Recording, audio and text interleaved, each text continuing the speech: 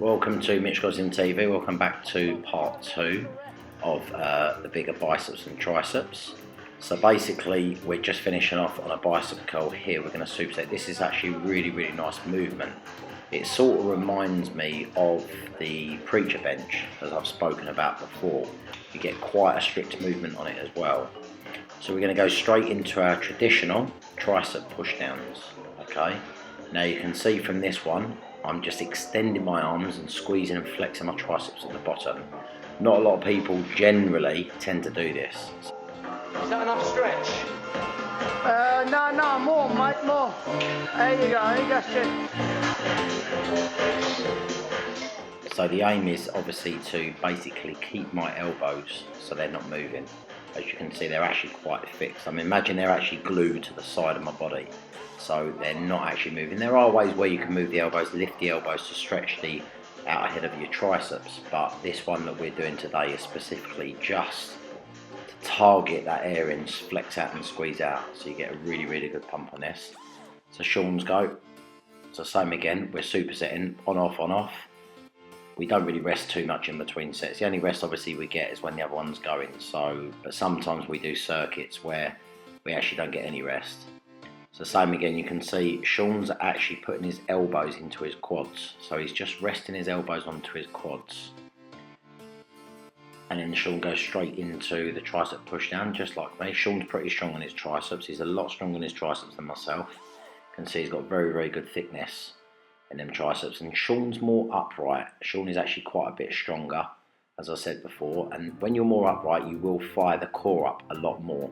So just be careful and be aware of that, but if your core's not too strong, you will fire it into the lower back.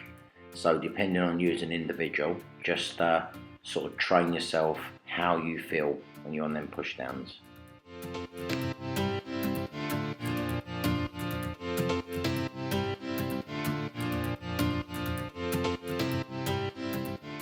So me and Sean have decided to take some pre-workout, so we just thought the workout was dragging on a little bit, so we thought we're just going to train really fast now.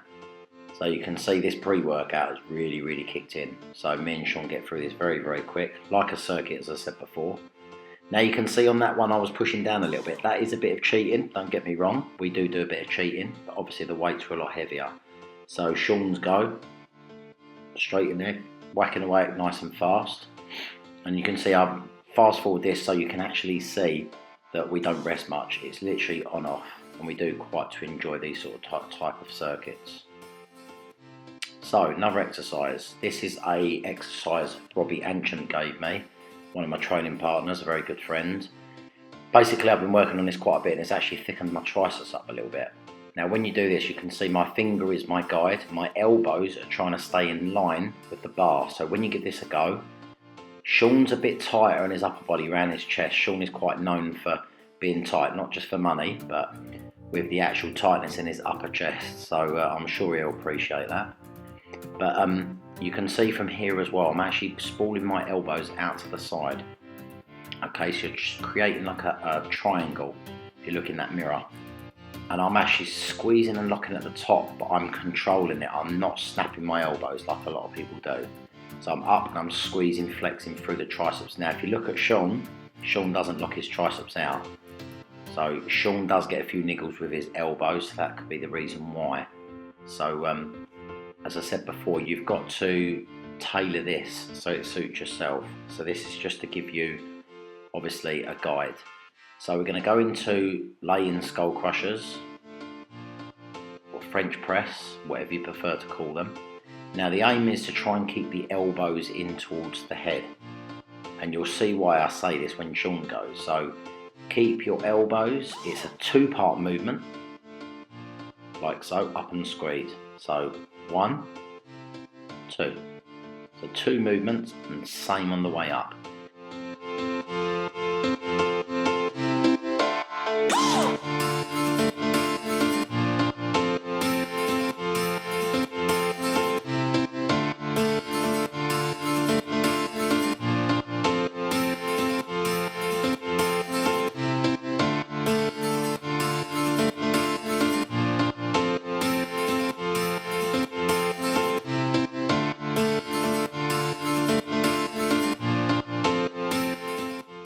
So this is the bit that I meant about Sean.